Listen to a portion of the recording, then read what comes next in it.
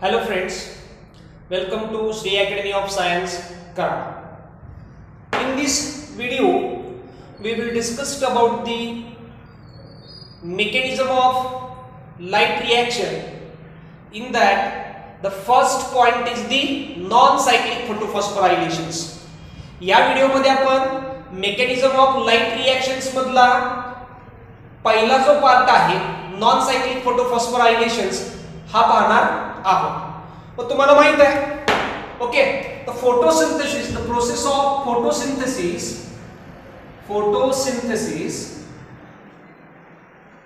R mainly divided into two phases.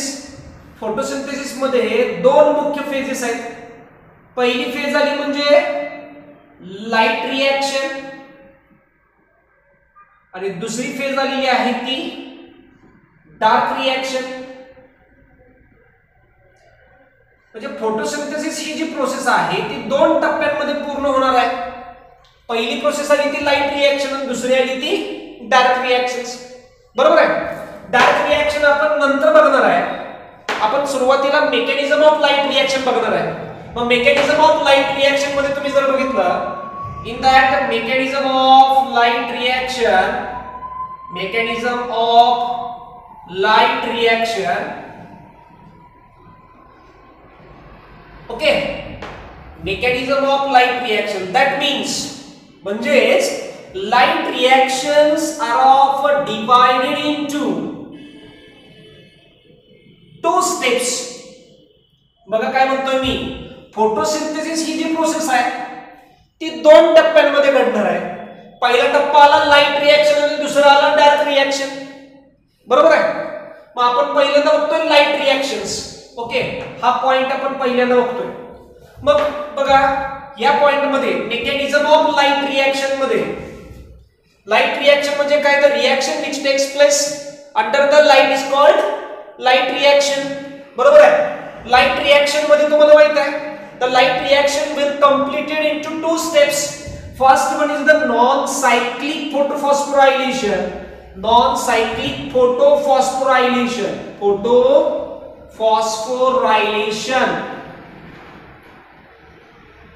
And second one is the cyclic photophosphorylation. Okay समजते का बघा. बरोबर आहे. Light reactions are divided into two main steps, non cyclic photophosphorylations and cyclic photophosphorylations. त्याच्यामध्ये आपण बघणार आहोत non cyclic फोटोफॉस्फोरायलेशन्स. काय बघणार आहे आपण, नॉन सायक्लिक फोटोफॉस्फोरायलेशन्स. ओके मग पहिली स्टेप्स बघा नॉन सायक्लिक फोटोफॉस्फोरायलेशन्स. त्याच्या आधी आपण फोटोफॉस्फोरायलेशन्स बघितलेला आहे. ओके फोटोफॉस्फोरायलेशन्स हा पॉइंट बघितलेला आहे. फॉस्फोरायलेशन ओके त्याच्या आधी आपण काय कुठला पॉइंट बघितलेला आहे, फोटोफॉस्फोरायलेशन्स. ओके बघा photo means light, phosphorylation means synthesis of ATP. बरोबर आहे. म्हणजे डेफिनेशन काय येणार आहे, the process of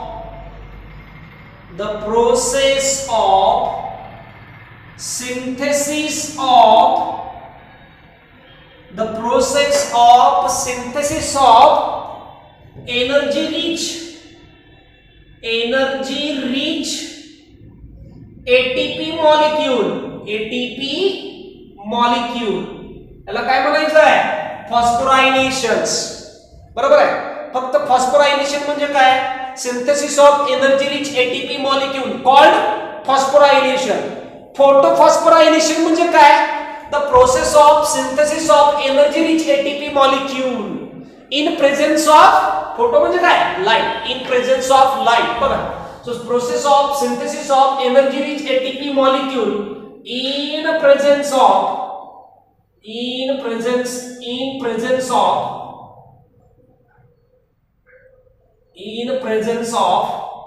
light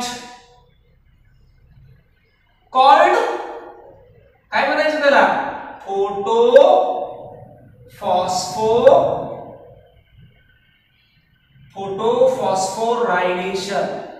okay, photophosphorylation. समजलं? What is mean by phosphorylation? Synthesis of energy rich ATP molecule, त्याला काय म्हणायचं? फॉस्फोरायलेशन. फोटोफॉस्फोरायलेशन म्हणजे काय? The synthesis of energy rich ATP molecule in presence of light. Photo म्हणजे light, in presence of light is called photophosphorylation. आता आपण बघणार आहोत नॉन सायक्लिक फोटोफॉस्फोरायलेशन. काय बघणार आहे? टायटल काय? Non cyclic photophosphorylation. Non cyclic photophosphorylation. Okay, non cyclic photophosphorylation पाहणार आहोत. तुम्हाला माहित आहे non cyclic photophosphorylation is the first step of light reaction. बरोबर आहे? लाईट रिएक्शन मधली ही पहिली स्टेप्स आहे. मग तुम्हाला माहित आहे फोटोफॉस्फोरायलेशन म्हणजे काय? तर ही डेफिनेशन पाठ करायचं नाही बरं का. कुठलीही डेफिनेशन पाठ असावी, पण कुठलंही आपण काय म्हणूया त्याला कन्सेप्ट ही पाठ करायची नाही. या ठिकाणी तर डेफिनेशन सुद्धा पाठ करायची गरज नाही.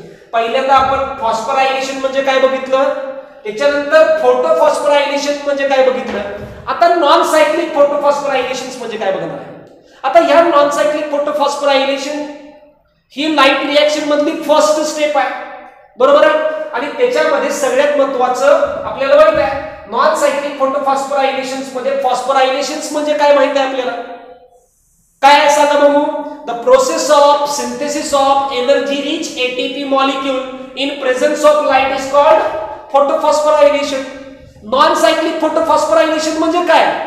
तर तिथं जो इलेक्ट्रॉन वेगवेगळ्या सायटोक्रोम सिस्टम मध्ये फिरणार आहे. काय म्हणतोय बघा, नॉन सायक्लिक म्हणजे काय? तर तिथं जो एक्साइटेड, बघा आपल्याला माहित आहे क्लोरोफिल ए पहिल्यांदा कुठला होता? ग्राउंड स्टेटला होता. बरोबर आहे? Initially it was in ground state. When it absorb light energy कुठल्या स्टेटला जाणार आहे? एक्साइटेड स्टेटला जाणार आहे. एक्साइटेड स्टेटला गेल्यानंतर हा जो क्लोरोफिल ए आहे तो स्टेबल होण्यासाठी त्याच्या बॅलन्सिंग मधला इलेक्ट्रॉन काय करतो? बाहेर फेकून येणार आहे. आणि हा इलेक्ट्रॉन वेगवेगळ्या सायटोक्रोम सिस्टम मधून फिरून पुन्हा माघारी आला. म्हणजे वेगवेगळ्या सायटोक्रोम सिस्टम मधून फिरून पुन्हा माघारी आला तर त्याला म्हणायचं सायक्लिक. काय म्हणायचं त्याला? सायक्लिक फोटोफॉस्फोरायलेशन. आणि एकदा गेलेला इलेक्ट्रॉन वेगवेगळ्या सायटोक्रोम सिस्टम मधून फिरून गेला तो पुन्हा माघारी येत नाही. त्याच्याऐवजी दुसरा इलेक्ट्रॉन रिप्लेस होतो. त्याला म्हणायचं non cyclic फोटोफॉस्फोरायलेशन.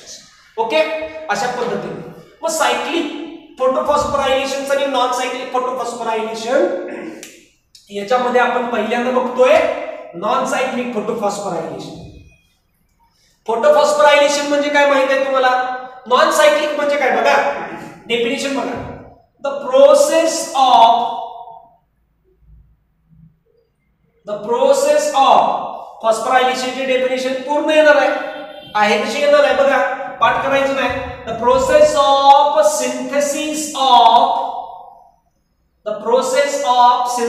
Of energy rich ATP molecule.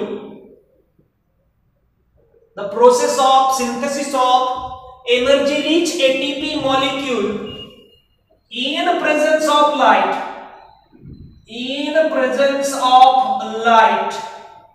पण कधी हा ATP मॉलिक्यूल कसा तयार केला जाणार आहे? During non cyclic photophosphorylation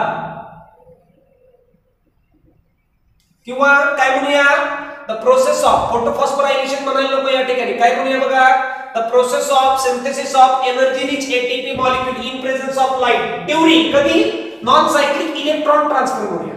non cyclic electron transfer okay, called non cyclic फोटोफॉस्फोरायलेशन. Phosphorylation ही झाली डेफिनेशन. डेफिनेशन किती सोपी आहे बघितली का तुम्ही? पाठ करायची गरज आहे का? पहिल्यांदा आपल्याला काय माहित पाहिजे? फॉस्फोरायलेशन म्हणजे माहित पाहिजे. नंतर फोटोफॉस्फोरायलेशन ऑटोमॅटिक येणार आहे. फोटोफॉस्फोरायलेशन आलं की तुम्हाला नॉन सायक्लिक फोटोफॉस्फोरायलेशन येणार आहे. नॉन सायक्लिक फोटोफॉस्फोरायलेशन आलं की सायक्लिक फोटोफॉस्फोरायलेशन ऑटोमॅटिक येणार आहे. ओके. सो फॉस्फोरायलेशन म्हणजे आपण एवढा शब्द काढलेला आहे, during non cyclic electron transfer. Okay. म्हणजे what is the definition of non cyclic photophosphorylation? The process of synthesis of energy rich ATP molecule in presence of light during non-cyclic electron transfer called non-cyclic photophosphorylation. बोला आता याच्यानंतर cyclic फोटोफॉस्फोरायलेशनची definition काय येईल सांगा लवकर. काय येणार आहे? The process of synthesis of energy rich ATP molecule in presence of light. तिथपर्यंत सेम. पुढे काय बघायचं आहे? During cyclic electron transfer is called cyclic photophosphorylation. पाठ करायची गरज आहे का? नाही. या व्हिडिओमध्ये आपण फक्त काय बघणार आहे? Non cyclic photophosphorylation. पुन्हा एकदा सांगा नॉन सायक्लिक फोटोफॉस्फोरायलेशनची definition. The process of synthesis of energy rich ATP molecule in presence of light during non cyclic electron transfer is called cyclic photophosphorylation. आता सगळ्यात महत्त्वाचं तुम्हाला माहित पाहिजे की नॉन सायक्लिक फोटोफॉस्फोरायलेशन ऍक्च्युअली कुठं घडतं. Okay. So site of non cyclic photophosphorylation बरोबर आहे क्लोरोप्लास्ट. बरोबर आहे. क्लोरोप्लास्ट मध्ये फोटोसिंथेसिस घडणार आहे. पण क्लोरोप्लास्टच्या आतमध्ये ग्रॅन्युला असतात. Disc shaped structures are present which is coiled or piled on one above the another.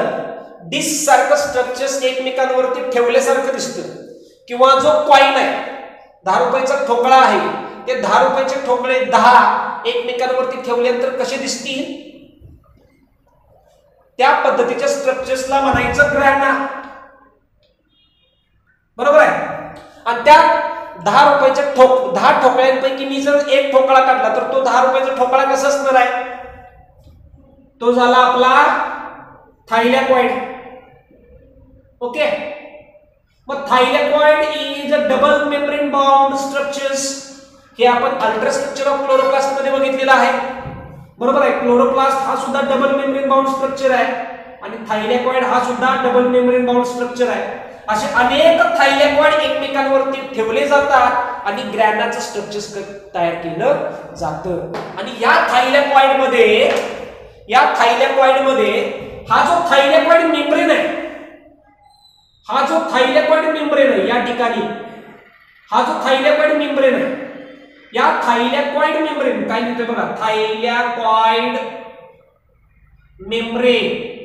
या थायलॅकॉइड मेम्ब्रेन मध्ये म्हणजे लेयर आहे ना लेयर यात बघा हा लेयर या थायलॅकॉइड लेयर मध्ये किंवा थायलॅकॉइड मेम्ब्रेन मध्ये काय आहे? नॉन सायक्लिक फोटोफॉस्फोरायलेशन आहे. काय आहे? Non cyclic photophosphorylation. Okay. Site काय आहे? साइट क्लोरोप्लास्टच्या आतमध्ये ग्रॅन्युलाचं सिंगल युनिट थायलॅकॉइड. तर थायलॅकॉइडच्या मेम्ब्रेन मध्ये नॉन सायक्लिक फोटोफॉस्फोरायलेशन किंवा आपण काय म्हणूया त्याला कंप्लीट काय घडणार आहे? ही लाईट रिएक्शन घडणार आहे.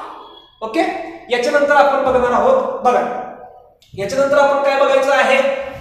बोर्डाच्या पुस्तकामध्ये नॉन सायक्लिक फोटोफॉस्फोरायलेशन 3 स्टेप्स मध्ये कंप्लीट केलेलं आहे. The first step is photo excitation of chlorophyll किंवा काय म्हणूया photo excitation of PS second and flow of electron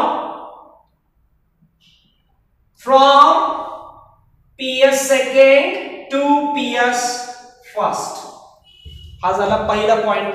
म्हणजे बोर्डच्या सिलेबस मध्ये किंवा थेरॉटिकली तुम्ही जर बघितलं नॉन सायक्लिक फोटोफॉस्फोरायलेशन हा जो पॉइंट आहे तो 3 स्टेप्स मध्ये कंप्लीट केलेला आहे.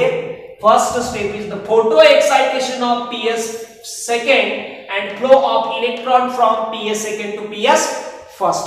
Second, photo excitation of ps first and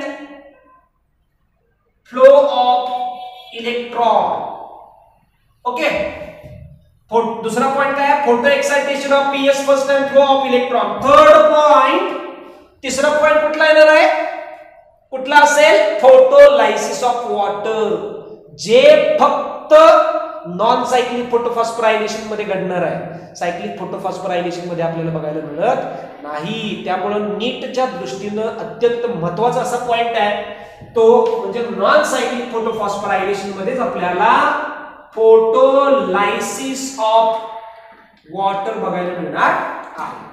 पण जी नॉन सायक्लिक फोटोफॉस्फोरायलेशन प्रोसेस आहे, the process of non cyclic photophosphorylation are completed in 3 steps.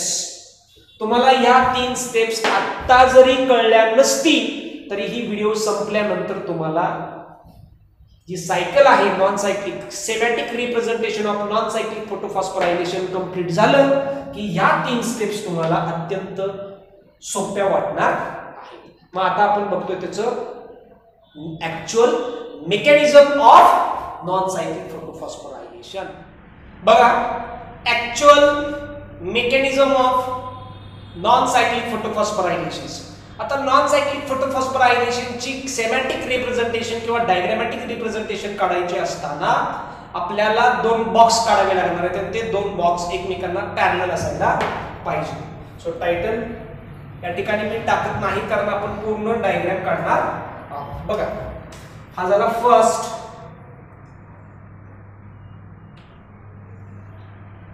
Okay, हा झाला सेकंड,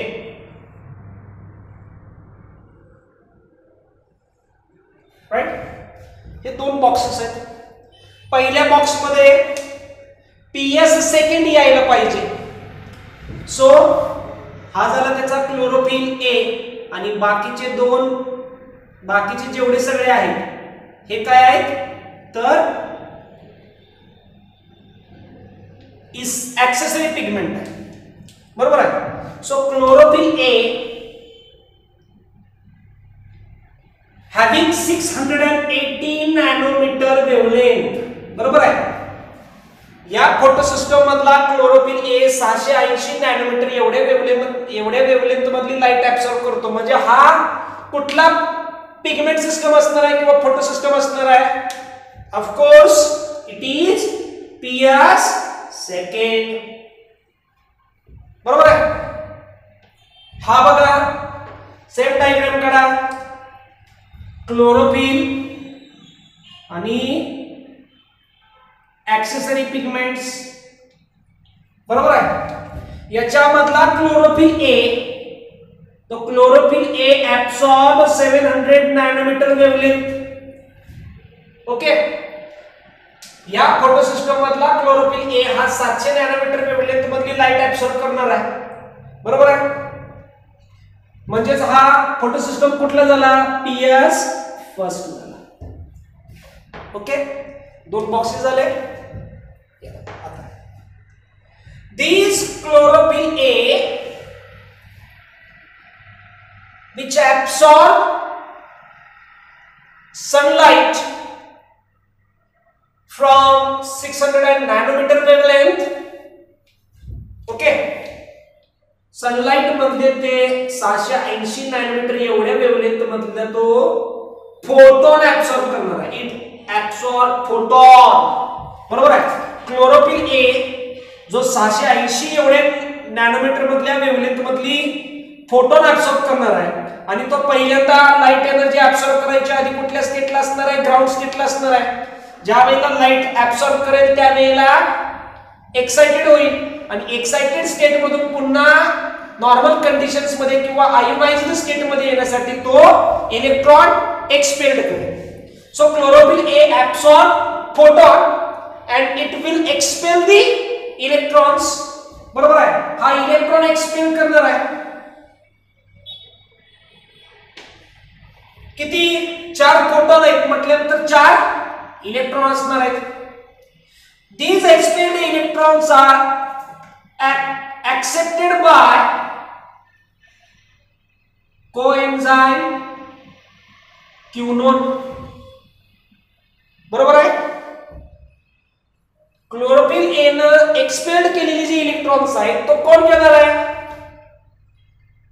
कोएन्झाइम क्विनोन घेणार आहे. क्विनोन कडून कुठे जाईल तो? प्लास्टोक्विनोन घेणार आहे. ओके. साइड कोएन्झाइम क्विनोन ने घेतलं की कोएन्झाइम क्विनोन कोणाला देणार आहे? प्लास्टोक्विनोनला देणार आहे. प्लास्टोक्विनोन कडून ना इलेक्ट्रॉन कुठे जाईल? सायटोक्रोम B6 कडे जाईल. ओके. सायटोक्रोम कुणाकडे जाईल? B6 कडे जाणार आहे. So cytochrome B6. So these expelled electrons are accepted by coenzyme quinone. Coenzyme quinone transfer this electron towards the plastoquinone. Again, this plastoquinone transfer the electron towards the cytochrome B6. Cytochrome B6 transfer the electron towards the cytochrome F. सायटोक्रोम F कडून तो जो electron आहे तो कोणाकडे येईल? तर Pc कडे येईल. Pc म्हणजे काय? प्लास्टोसायनिन. कोणाकडे येईल? प्लास्टोसायनिन. बरोबर आहे. म्हणजे बघा क्लोरोफिल ए न 780 एवढ्या वेव्हलेंथ मधली लाईट ऍब्सॉर्ब केली. लाईट ऍब्सॉर्ब केली म्हणजे काय झालं? तर त्या लाईट मधले फोटॉन ऍब्सॉर्ब केले. बरोबर आहे. सुरुवातीला लाईट ऍब्सॉर्ब करायच्या पूर्वी हा कुठल्या स्टेटला होता? तर ग्राउंड स्टेटला. लाईट ऍब्सॉर्ब केल्यानंतर कुठल्या स्टेटला जाईल? एक्साइटेड स्टेटला. एक्साइटेड झाल्यानंतर हा क्लोरोफिल ए पुन्हा ग्राउंड स्टेटला येण्यासाठी काय करणार आहे? तर एनर्जी रिच इलेक्ट्रॉन एक्सपेल्ड करणार आहे किंवा टॉस्ट करणार आहे. These energy rich electron are taken by cytochrome coenzyme quinone. Coenzyme quinone घेतलेला इलेक्ट्रॉन हा कोणाला देईल? प्लास्टोक्विनोनला देणार आहे. प्लास्टोक्विनोनला दिलेला इलेक्ट्रॉन तो कोणाला देणार आहे? सायटोक्रोम B6. सायटोक्रोम B6 कडून आलेले इलेक्ट्रॉन सायटोक्रोम F घेईल. सायटोक्रोम F कडून आलेले इलेक्ट्रॉन कोण घेणार आहे? प्लास्टोक्विनोन घेणार आहे. प्लास्टोसायनिन घेणार आहे. PQ म्हणजे प्लास्टोक्विनोन, PC म्हणजे प्लास्टोसायनिन. ओके. आणि प्लास्टोसायनिन आता मला सांगा सोपं एक एक्झाम्पल देतो. एखाद्या बिल्डिंग मध्ये जायचं आणि 100 स्टेप्स. किती पायऱ्या? 100 पायऱ्या. ग्राउंड फ्लोअरला पहिली स्टेप आहे. बरोबर आहे. बघा मग पहिल्या पायरीवरती तुम्ही असताना तुमच्याकडे जी एनर्जी असणार आहे ती तुम्ही 100 पायऱ्या चढल्यानंतर ती एनर्जी तुमच्यात असेल का? ऑफकोर्स नसणार आहे. तुम्ही जसं पहिली, दुसरी, तिसरी, चौथी, पाचवी, 25वी, 50वी, 75वी आणि 100वी पायरीकडे जाल तसं तसं प्रत्येक पायरी चढत असताना तुमच्या बॉडी मधली एनर्जी कमी होणार आहे. तसं क्लोरोफिल ए न एक्सपेल्ड केलेला इलेक्ट्रॉन तो ज्या वेळेला हे सगळे काय कोएन्झाइम क्विनोन, प्लास्टोक्विनोन, सायटोक्रोम B6, सायटोक्रोम F, प्लास्टोसायनिन हे सगळे काय पळालो? हे सगळे सायटोक्रोम सिस्टम आहे. ज्या सायटोक्रोम सिस्टम मधून इलेक्ट्रॉन फिरत असतोय. बरोबर आहे. मग या सायटोक्रोम बघा क्लोरोफिल ए कडून कोएन्झाइम क्विनोन कडे, कोएन्झाइम क्विनोन कडून प्लास्टोक्विनोन कडे, प्लास्टोक्विनोन कडून सायटोक्रोम B6 कडे, सायटोक्रोम B6 कडून सायटोक्रोम F कडे, सायटोक्रोम F कडून प्लास्टोसायनिन कडे. म्हणजे या प्रत्येक सायटोक्रोम सिस्टम मधून फिरत असताना या इलेक्ट्रॉन कडे जी एनर्जी आहे हा इलेक्ट्रॉन सगळ्या सायटोक्रोम सिस्टम मधून फिरून आल्यानंतर त्याच्याकडे तीच एनर्जी असणार आहे का?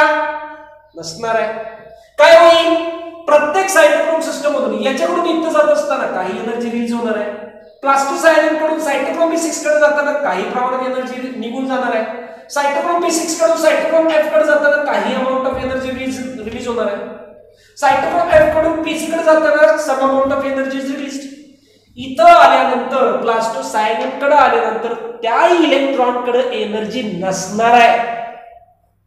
Okay, then plastocyanin gives this de-energized electron towards the photosystem first. Energy नसलेला इलेक्ट्रॉन प्लास्टोसायनिन काय करणार आहे, फोटोसिस्टम फर्स्ट ला देणार आहे. ओके, पुन्हा फोटोसिस्टम फर्स्ट मधला क्लोरोफिल ए हा 700 नॅनोमीटर एवढ्या वेव्हलेंथ मधली लाईट ऍब्सॉर्ब करणार आहे. म्हणजेच 4 इलेक्ट्रॉन आहे म्हटल्यानंतर 4 फोटॉन ऍब्सॉर्ब करणार आहे. बरोबर आहे. म्हणजे हे जे इलेक्ट्रॉन्स आहेत ते क्लोरोफिल ए कडे जातील. पुन्हा क्लोरोफिल ए हा 700 नॅनोमीटर एवढ्या वेव्हलेंथ मधली लाईट ऍब्सॉर्ब करेल, म्हणजे फोटॉन ऍब्सॉर्ब करेल, आणि पुन्हा ग्राउंड स्टेट मधून तो एक्साइटेड स्टेट मध्ये जाईल. एक्साइटेड स्टेट मध्ये गेल्यानंतर तो क्लोरोफिल ए काय करेल, इलेक्ट्रॉन त्याच्या व्हॅलेन्सी मधून बाहेर फेकून देईल किंवा टॉस करेल, का आयोनाइज्ड स्टेट मध्ये येण्यासाठी. बरोबर आहे. पुन्हा एक्सपेल्ड इलेक्ट्रॉन कोण घेणार आहे, these expelled electrons are taken up by कोण घेईल, फेराडॉक्सिन रिड्यूसिंग सबस्टन्स. कोण घेणार आहे, फेराडॉक्सिन रिड्यूसिंग सबस्टन्स. ओके, तुम्हाला मी पुन्हा एकदा सांगतोय, सायकल कितीही मोठी असली टेन्शन घ्यायचं नाही, आपल्याकडे लक्षात ठेवायची ट्रिक्स आहे. ओके, फेराडॉक्सिन रिड्यूसिंग सबस्टन्स कडून तो इलेक्ट्रॉन फेराडॉक्सिन्स कडे जाणार आहे. किती इलेक्ट्रॉन, 4 इलेक्ट्रॉन फेराडॉक्सिन्स कडे जाणार आहे. ओके, फेराडॉक्सिन्स कडून ते इलेक्ट्रॉन कोणाकडे जाणार आहे, ट्वाइस NADP कडे जाणार आहे. मग समजा ट्वाइस NADP ने हे इलेक्ट्रॉन घेतले, तर इलेक्ट्रॉन घेतल्यानंतर याच्यावरती निगेटिव्ह चार्ज येणार आहे ना. So after the accepting 4 electron, the twice NADP is converted into twice NADP twice minus असा याच्यावरती चार्ज तयार होणार आहे. बरोबर आहे. या पद्धतीने समजलं. बघा आता, म्हणजे क्लोरोफिल ए कडून सायटोक्रोम B6 कडे. हा सगळ्यात महत्त्वाचं बघा, एटीपी कुठे तयार होतो बघा. हा इलेक्ट्रॉन एनर्जी रिच इलेक्ट्रॉन कोएन्झाइम क्युनोन कडून प्लास्टोक्युनोन कडे जात असताना काही प्रमाणात एनर्जी रिलीज होणार आहे, तिथं एटीपी तयार होत नाही. प्लास्टोक्युनोन कडून सायटोक्रोम B6 कडे जात असताना इलेक्ट्रॉन काही प्रमाणात एनर्जी रिलीज करणार आहे, इथे सुद्धा एटीपी तयार होत नाही.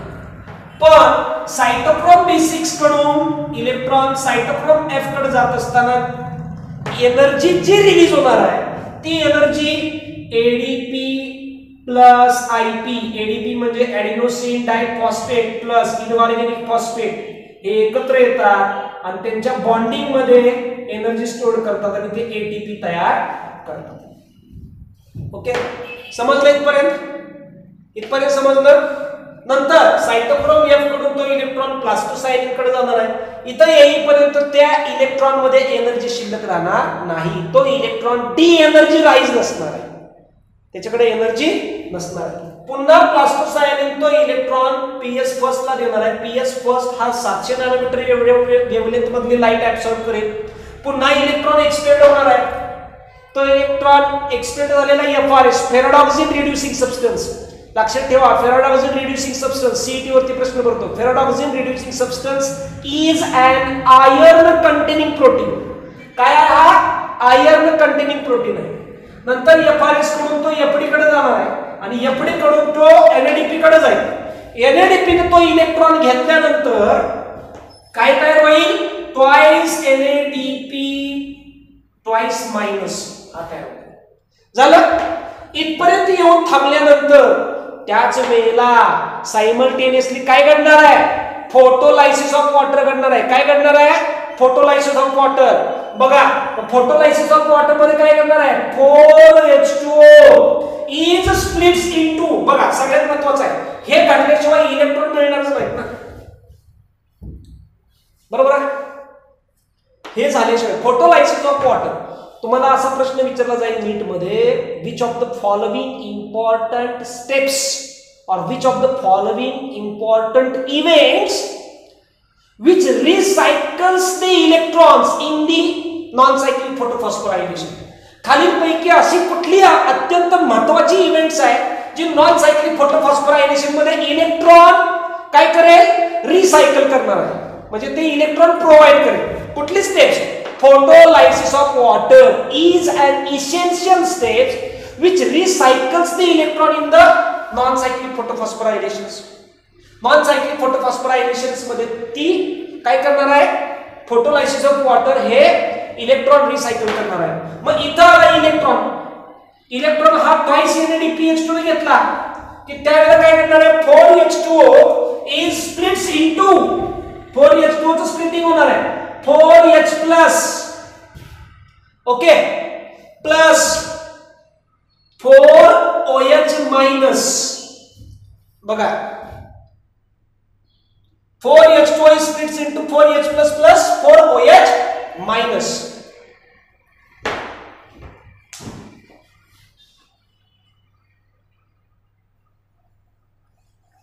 ओके, दिसतंय हे तुमचं खाली लिहिलेलं तुम्हाला दिसतंय. 4H2O splits into 4H plus plus 4OH minus.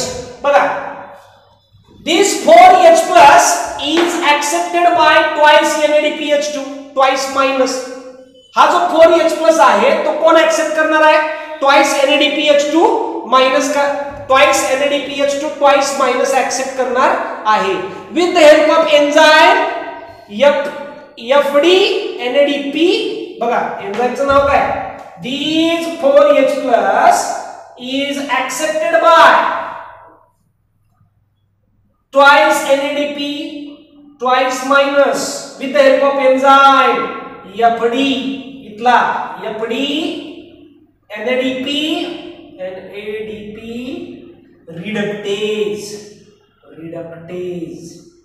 FD NADP reductase च्या या एन्झाईमच्या मदतीने this 4OH हे जे 4 प्लस आहे 4H प्लस हा कोण घेणार आहे? Twice NADPH2. आणि काय होईल? After the accepting of this 4H plus molecule twice NADP minus twice minus is converted into 2 NADPH2.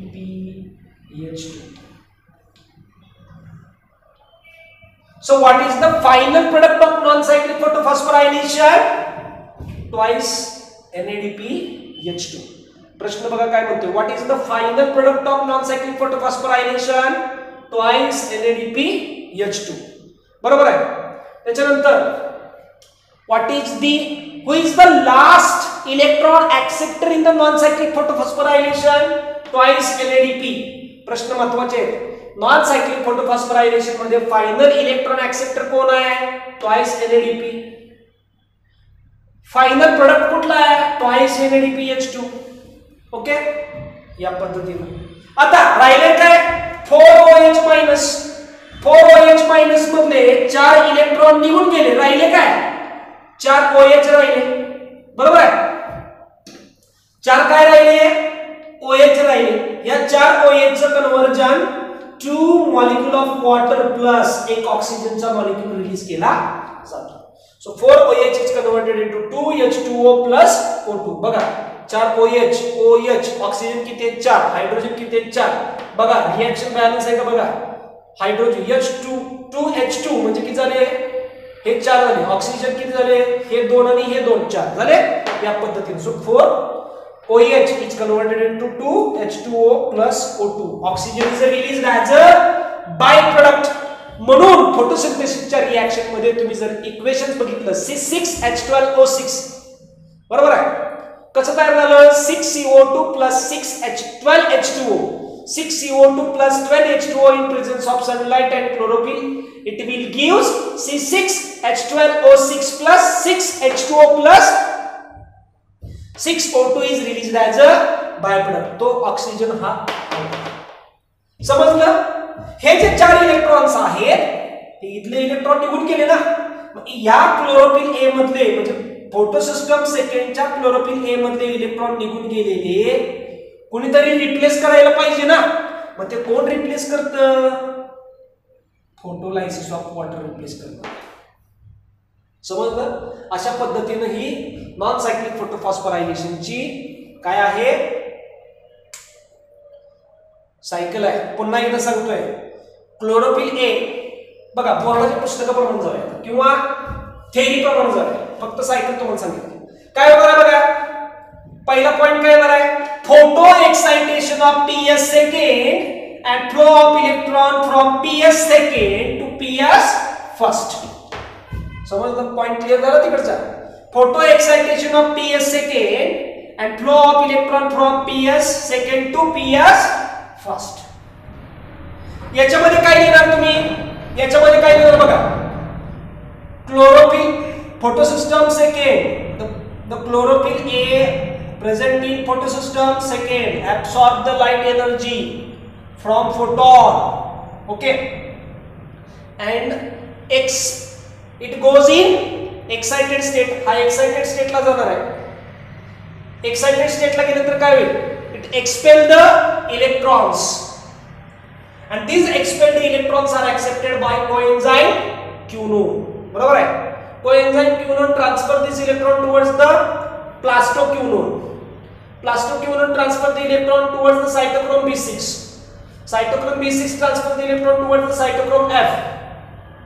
In between the cytochrome B6 and cytochrome F, electron release the energy. This energy is accepted by ADP plus IP and it is converted into ATP. Then cytochrome F transfer the electron towards the plastocyanine. Plastocyanine gives de-energized electron. तो इधर electron ने energy नसणार है ना. Gives de-energized electron towards the photosystem first. Again photosystem first, electron chlorophyll A present in photosystem first absorb the energy in the form of photon and it goes in excited state. It expels the electrons. This electrons is taken up by ferrodoxin reducing substance. Ferrodoxin reducing substance transfers the electron towards the ferrodoxins. Ferrodoxin gives the electron towards the ferrodoxin gives electron to the lastly twice NADPH2. Twice NADP. Twice NADP accept these electrons and convert it into twice NADP twice minus. इथपर्यंत झालं. Okay. नंतर काय होणार आहे? Photolysis of water घडणार आहे. Photolysis of water मध्ये ही तिसरी स्टेप आली ना. पहिली आली photo excitation of photo excitation of PS second and flow of electron from PS second to PS first. इथपर्यंत झालं. इथं शेवट काय यायला पाहिजे? Photosystem plastocyanin gives de-energized electron towards the PS first. इथपर्यंत झालं की पहिला पॉइंट संपला. दुसरं टायटल टाकायचं. कुठलं टाकायचं? Photo excitation of PS first and flow of electron. त्याच्यामध्ये इथून इथपर्यंत लिहायचं. हा ट्वाइस NADP ट्वाइस मायनस तयार झाला. तिसरी स्टेप्स फोटोलायसिस ऑफ वॉटर. त्याच्यामध्ये simultaneously 4H2O is splits into 4H plus plus 4OH minus. 4H plus is accepted by twice NADP twice minus in presence of enzyme FD NADP reductase and it is converted into twice NADPH2. This is the last product of non-cyclic photophosphorylations. Okay. Remaining 4OH minus gives electrons and 4OH electrons is recycled in PS second. 4OH is converted into 2H2O plus O2. Oxygen is released as a byproduct. अशा पद्धतीने ही झाली आपली cycle. आता सगळ्यात महत्त्वाचं log form बघा. CQ म्हणजे काय? कोएन्झाइम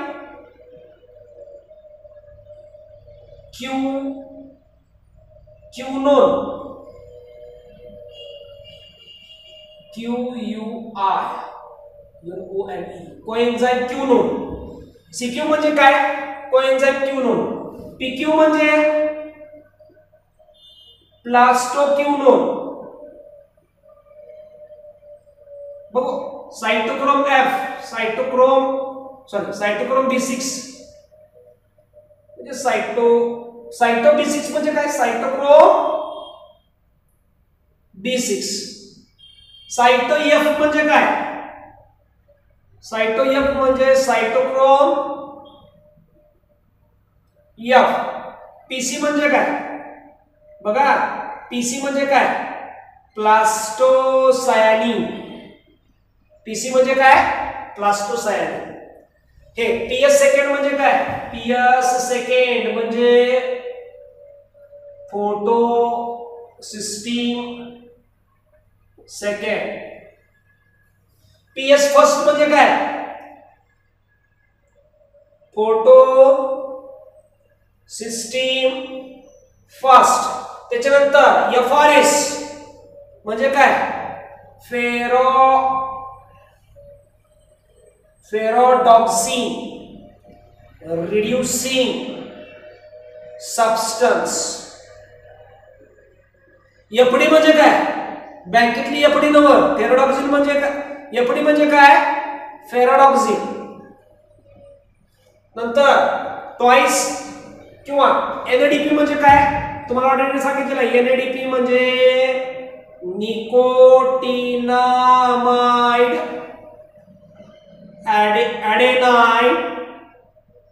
adenine dinucleotide phosphate. These are all the shortcut which is used in the cycle. Cycle मध्ये वापरले गेलेले शॉर्टकट आहे. PS सेकंड म्हणजे फोटोसिस्टम सेकंड. ओके. त्याच्यानंतर CQ म्हणजे कोएन्झाइम क्यूनोन. PQ म्हणजे प्लास्टोक्यूनोन. सायटो B6 म्हणजे सायटोक्रोम B6. सायटो F म्हणजे सायटोक्रोम F. PC म्हणजे प्लास्टोसायनिन. TS फर्स्ट म्हणजे photosystem first. FRS ferredoxin reducing substance. FD ferredoxin. NADP nicotinamide adenine dinucleotide phosphate. हे सगळे झाले शॉर्टकट. आता लक्षात कसं ठेवायचं बघा. How to remember. लक्षात कसं ठेवायचं? खूप सोपं आहे. तुम्हाला माहित आहे हाऊ टू रिमेंबर.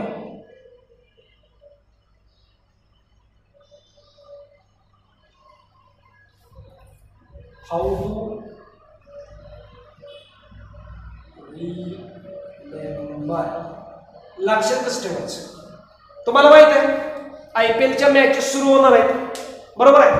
आणि त्याच्यामध्ये पंजाबची जी टीम आहे बरोबर आहे ती कोणाची आहे? प्रीती झंटाची. बरोबर आहे. प्रीती झंटा ही जी आहे तिची मैत्रीण कोण? प्रियांका चोप्रा. ती मॅच बघायला गेली IPLची आणि त्याच वेळेला नेमकी पंजाबची टीम जिंकली. बरोबर आहे. प्रीती झंटाला वाटलं, प्रीती झंटाने एन्जॉय केलेलं बघून प्रियांका चोप्राला वाटलं आपण पण एक टीम करावी. बरोबर आहे. आणि ज्या वेळेला प्ले स्टेशन सेकंड शॉर्टकट वेगळा शॉर्टकट हे पेपरात लिहायचं नाही. पेपरात लिहिलं की याला मार्क मिळणार नाही. लक्षात कसं ठेवायचं आहे सायकल हे तुम्हाला सांगतो. प्ले स्टेशन सेकंडला तिने मॅच बघितली आणि ठरवलं की आपण IPLची टीम करायची. तिनं मित्र गोळा केले, बाकीचे स्पॉन्सर्स गोळा केले, तिचे रिलेटिव्ह जे आहेत तिच्या ओळखीचे जे पैशावाली लोक आहेत ती गोळा केली आणि सांगितलं आपण पण IPLची टीम करायची. ओके. मग बघा काय शॉर्टकट? PS. बघा इन PS सेकंड किंवा इन प्ले स्टेशन. आता या ठिकाणी प्ले स्टेशन क्रिकेटचं ग्राउंड म्हणजे काय? प्ले स्टेशन आहे. So in play station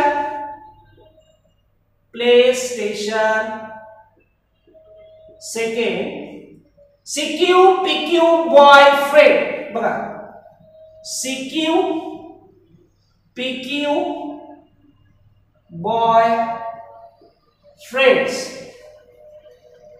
Wien mates to PC, PC म्हणजे प्रियंका चोप्रा. वेन बघा in play station second CQ PQ boyfriend. When mates to Priyanka Chopra. Okay, म्हणजे सीक्यू पीक्यू हे दोन बॉयफ्रेंड, दोन मित्र गावली त्याला, जे पैसेवाल्यांचे टीम, आयपीएल ची टीम विकत घ्यायला तयार झाली, सीक्यू पीक्यू. ओके, ते प्रियंकाला, हे जे बॉयफ्रेंड आहे दोन, ते प्रियंका चोप्राला भेटले.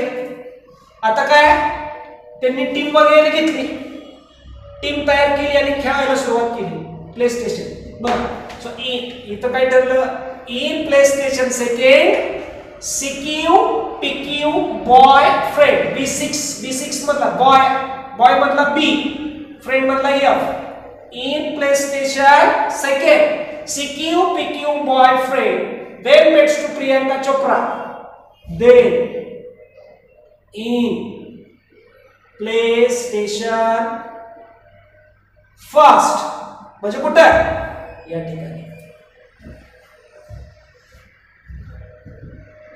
काय, then in play station first, पहिला राऊंड सुरू झाला, फर्स्ट राऊंड स्टार्टेड.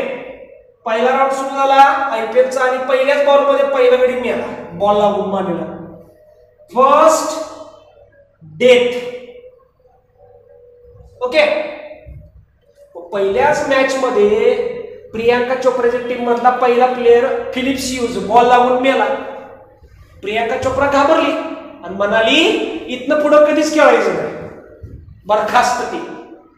बघा, so they in play station first round started, first day. Priyanka Chopra gets angry and says never again do play. So Priyanka Chopra gets angry and says never again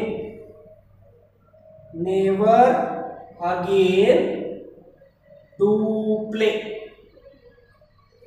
okay, हा झाला shortcut. काय म्हणा बघा, लक्षात कसं ठेवायचं. हा, in play station second CQ PQ boyfriend when mates to Priyanka Chopra. Then in play station first round started, first day. Priyanka Chopra gets angry and says. बघा हे sentence, Priyanka Chopra gets angry and says, याच्यामधला कुठलाही शॉर्टकट आपल्या सायकल मध्ये नाही. In play station first round started, first day. Priyanka Chopra gets angry and says never again do play. पुन्हा cricket खेळायचं नाही. परत एकदा, in play station second CQ PQ boyfriend when mates to Priyanka Chopra. Then in play station first round started, first day. Priyanka Chopra gets angry and says never again do play. Last, परत एकदा, they in play station second. तुम्हाला हे लक्षात ठेवायचं आहे, एवढं पाठ करायचं आहे म्हणजे हे ऑटोमॅटिक पाठ होणार आहे तुमचं. आणि एवढे डायग्रामॅटिक रिप्रेझेंटेशन पाठ झालं तुमचं याच्या मदतीनं की ऑटोमॅटिक तुमचा 4 मार्काचा प्रश्न आहे, बोर्डाचा सुद्धा. आणि तुम्हाला नीटच्या एक्झाम मध्ये काही विचारू द्या, ऑटोमॅटिक येणार. तुम्हाला सिक्वेन्स जरी विचारलं होतं तरी या का एवढे सेंटेन्स वर नाही. ओके, बरं, शेवट बघा, इन प्ले स्टेशन सेकंड. आता याच्या पाठीमागची मी तुम्हाला गोष्ट सांगितली. ओके, प्रीती झिंटाकडे बघून प्रियंका चोप्राने टीम केली आणि काय झालं बघितलं तिचा अवतार, किंवा काय झालं बघा तिच्या नशिबात काय झालं. In play station second CQ PQ boyfriend mates to Priyanka Chopra. Then in play station first round started, first day. Priyanka Chopra gets angry and says never again do play. Okay, राहील शॉर्टकट लक्षात राहील का, अशा पद्धतीने. आता नीटच्या दृष्टीने सगळ्यात महत्वाचं बघा, शॉर्टकट झाला. हे आता सांगितलेलं पेपरात लिहायचं नाही. तुम्हाला पेपरात जे काही लिहायचंय ते तुम्हाला नोट्स मध्ये दिलेलं आहे. ओके, जेवढं तुम्हाला एक्झाम मध्ये लिहायचं आहे तेवढं तुम्हाला नोट्स मध्ये दिलेलं आहे. नोट्स व्यतिरिक्त हे सेंटेन्स पेपरात लिहायचं नाही. हे तुमच्यासाठी ते स्टेटमेंट तुम्ही पाठ करायचं आहे आणि ते स्टेटमेंट पाठ करून हे लक्षात ठेवायचं आहे. समजलं? एकदा का तुम्हाला नॉन सायक्लिक फोटोफॉस्फोरायलेशन आलं की सायक्लिक फोटोफॉस्फोरायलेशन ऑटोमॅटिक येणार आहे. मी तुम्हाला ऑलरेडी सांगितलेलं आहे. फक्त हे मोठं आहे, हे लक्षात ठेवायचं आहे. पुन्हा एकदा शेवट बघा. In play station second CQ PQ boyfriend. PC म्हणजे कोण? आपल्या सायन्स मधला पीसी म्हणजे प्लास्टोसायनिन, पण स्टेटमेंट मधला Priyanka Chopra. When meets to Priyanka Chopra, then in PlayStation first round started, first day. Priyanka Chopra gets angry and says, "Never again do play." या सेंटेन्सच्या मदतीने तुम्हाला हे लक्षात ठेवायचं आहे. ते सेंटेन्स पेपरात लिहायचं नाही. समजलं? तुम्हाला एक्झाम मध्ये, एक्झामच्या पेपर मध्ये काय लिहायचं आहे हे तुम्हाला मी नोट्स मध्ये दिलेलं आहे. तेवढंच तुम्ही लिहायचं आहे. आता नीटच्या दृष्टीने बघा. Non cyclic photophosphorylation it is also called as Z scheme. याला झेड स्कीम असं सुद्धा म्हटलं जातं. बरोबर आहे? इम्पॉर्टंट काय याचा? इम्पॉर्टंट झेड स्कीम असं का म्हटलं बघा. तुम्ही असं जर बघितलं असं अनुभव तर हे झेड सारखं आहे का? अशा पद्धतीने असं जर बघितलं असं तर हा झेड दिसतोय तुम्हाला असा आहे का? पण याला काय म्हणायचं आहे? Z scheme. इम्पॉर्टंट बघा. It does not takes place in bacteria. Non cyclic photophosphorylation बॅक्टेरियामध्ये घडत नाही. का घडत नाही? फोटोसिस्टम, दोन फोटोसिस्टम त्याच्यामध्ये ऍब्सेंट असतात. बॅक्टेरियामध्ये फक्त एकच फोटोसिस्टम असणार आहे. मग मला सांगा या ठिकाणी नॉन सायक्लिक फोटोफॉस्फोरायलेशनला किती फोटोसिस्टम लागतात? 2. आणि बॅक्टेरियामध्ये तर फोटोसिस्टम असतात किती? 1. मग बॅक्टेरियामध्ये घडेल का? नाही घडणार. So do not takes place in bacteria. Okay. Last, it produces 1 ATP and 2 NADPH2. काय तयार करतो नॉन सायक्लिक फोटोफॉस्फोरायलेशन? 1 ATP आणि 2 NADPH2 जे डार्क रिएक्शन मध्ये assimilatory. These non cyclic produce 1 ATP and twice NADPH2, which is this ATP and NADPH2 is used in the dark reaction. हे dark reaction मध्ये वापरलं जाणार आहे. काय म्हणून? एसिमिलेटरी पॉवर म्हणून. काय म्हणून वापरलं जाणार आहे? एसिमिलेटरी पॉवर म्हणून वापरलं जाणार आहे. हे इम्पॉर्टंट आहे. कशासाठी? नीटसाठी. नीटच्या एक्झाम मध्ये तुम्हाला याच्यावरती प्रश्न पडेल किंवा याच्यावरती प्रश्न पडेल किंवा हा सिक्वेन्स तुम्हाला विचारतील. पूर्ण डायग्राम दिली जाईल आणि समजा याच्या ऐवजी तुम्हाला ए असं म्हणलं, याला बी म्हणलं, याला सी म्हणलं, याला डी म्हणलं, ई एफ, याला ई म्हणलं आणि एफ म्हणलं आणि तुम्हाला सिक्वेन्स दिला. ऑप्शन्स मध्ये सिक्वेन्स दिला. लक्षात राहील ना ते स्टेटमेंट?